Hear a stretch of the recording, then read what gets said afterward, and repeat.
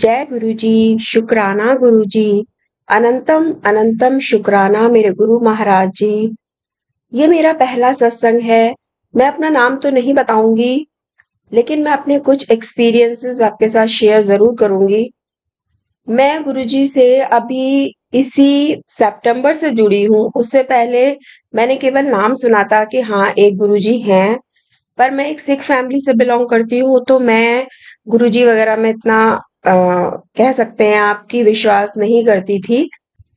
But मेरे पास फिर कुछ यूट्यूब पर मैसेजेस आने लगे, तो मैंने उनको पढ़ना स्टार्ट किया और कुछ पॉजिटिव वाइब्स आई, तो फिर कंटिन्यूएशन में ये चलता रहा। उसके बाद मेरे साथ ऐसा हुआ कुछ कि जो मैंने सुना था कि बटरफ्लाई के रूप में गुरुजी आते हैं, आपको दर्शन देते हैं, तो मेरे साथ ये इंसिडेंट होने शुरू हुए। मैं सुबह जब अपनी बालकनी में खड़ी होती थी, तो मुझे ब्लैक कलर की बटरफ्लाई जो है वो अक्सर दिखती थी। उसके जो पंख थे उन पे वाइट वाइट स्पॉट थे और बहुत ही ब्यूटीफुल सी थी, जबकि मैंने पहले कभी ये चीज नोटिस नहीं की थी। लेकिन अब मैं उसको नोटिस करने लगी, तो मुझे लगा कि शायद मैं गुरुजी ने मुझे अपने साथ अटैच करने के लिए, या जो भी कह लीजिए आप, मुझे अपने दर्शन देने शुरू किए। तो शायद मैं एक अपने आप को ब्लेस समझती हूँ कि गुरुजी ने मुझे इस लायक समझा कि हाँ मुझे उनके साथ अटैच किया उन्होंने। उसके बाद क्या हुआ कि हम लोग अपनी पुरानी गाड़ी बेचने की सोच रहे थे, तो हमें उसके अच्छे प्राइसेस नहीं मिल रहे थे।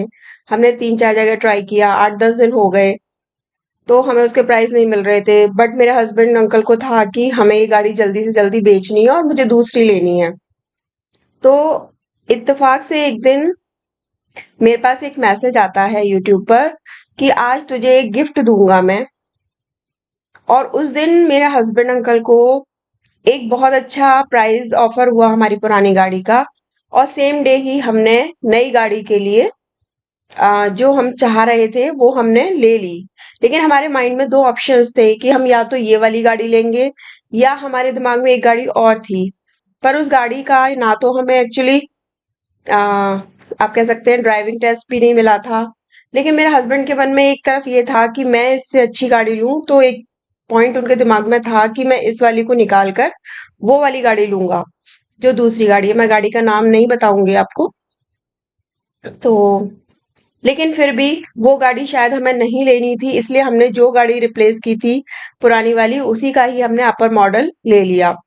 बाद में हमें कुछ दिन तक लगा कि नहीं, हमें वो वाली गाड़ी लेनी चाहिए थी। जब इतने पैसे डाले थे तो थोड़ा सा और अब सोचते तो शायद वो गाड़ी ले लेते, क्योंकि स्टार्टिंग में उस गाड़ी के बारे में बहुत अच्छा अच्छा सुनने में आ रहा था, जबकि वो गाड़ी भी अभी न्यू लॉन्च हुई है। लेकिन अब जब हमने उस गाड़ी को ले लिया, उसके बाद क्योंकि हमारी जो पुरानी गाड़ी थी हमने सेम वही ली है, लेकिन उसका अपर मॉडल ले लिया है, तो हमें उसमें तो कोई ज्यादा डिफरेंसेस समझ नहीं आए। बट जो गाड़ी हम लेना चाह रहे थे उसके रिगार्डिंग जो अब रिव्यूज आ रहे हैं, क्योंकि वो भी अभी न्यूली लॉन्च्ड गाड़ी है, उसके रिव्यूज बिल्कुल भी अच्छे नहीं आ रहे हैं। मतलब लोग उसे लेकर परेशान हैं। तो गुरुपा का बहुत बहुत शुक्राना है कि उन्होंने हमें एक सही डिसीजन दिलवाया और हमने सही टाइम पे सही गाड़ी ली। तो गुरुजी, आपका अनंतम अनंतम शुक्राना सही डिसीजन दिलवाने के लिए। Thank you गुरुपा।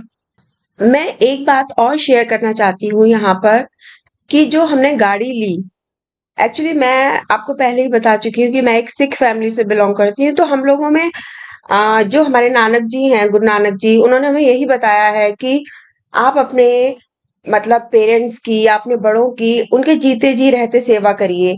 उन्होंने श्राद्ध वगैरह के वो अगेंस्ट ही बोला है कि आप अपने पितरों को जो खाना खिलाते हैं एक दिन का, उससे श्राद्ध उनको नहीं जाता है। वो जीते जी उनकी सेवा करिए, वो ही असली श्राद्ध है एक तरीके से। तो मैं इन चीजों को नहीं मानती, और आप संगत जी विश्वास नहीं करेंगे कि मैंने गाड़ी भी जो ली है वो 25 सितंबर को ली है, यानी कि श्राद्धों में ली है गाड़ी, जबकि लोग श्राद्धों में गाड़ी नहीं लेते हैं। मैं इन बातों को नहीं मानती, इसलिए मैंने ली, और मुझे अभी तक कोई दिक्कत नहीं आ रही है। जबकि मुझे कुछ लोगों ने बोला भी कि आपको श्राद्ध में गाड़ी नहीं लेनी चाहिए थी, लेकिन मेरा ऐसा मानना है कि अगर आपके कर्म अच्छे हैं, आप अपने पेरेंट्स की उनके जीते जी रिस्पेक्ट करते हैं, उनका ख्याल रखते हैं, उनसे प्यार करते हैं, तो पितृ पक्ष और इन सब चीजों में उलझने की इतनी जरूरत नहीं है। हो सकता है किसी को मेरी बात से आ, कोई मेरी बात से एग्री ना कर रहा हो तो उसके लिए मैं क्षमा चाहती हूँ। पर मेरा मानना यही है कि आपके कर्म अच्छे होने चाहिए, क्योंकि गुरु नानक देव जी हमेशा यही कहते हैं, अपने कर्म अच्छे रखिए, और गुरु जी भी यही कहते हैं, अपने कर्म अच्छे रखिए, आपके साथ सब अच्छा होगा। दिन सारे अच्छे होते हैं, क्योंकि सारे दिन उस ईश्वर ने ही बनाए हैं। तो संगत जी, अब मैं अपने सत्संग को यहीं विराम देती हूँ। ओम नमः शिवाय। शिव जी सदा सहाय। ओम नमः शिवाय। गुरु जी सदा सहाय।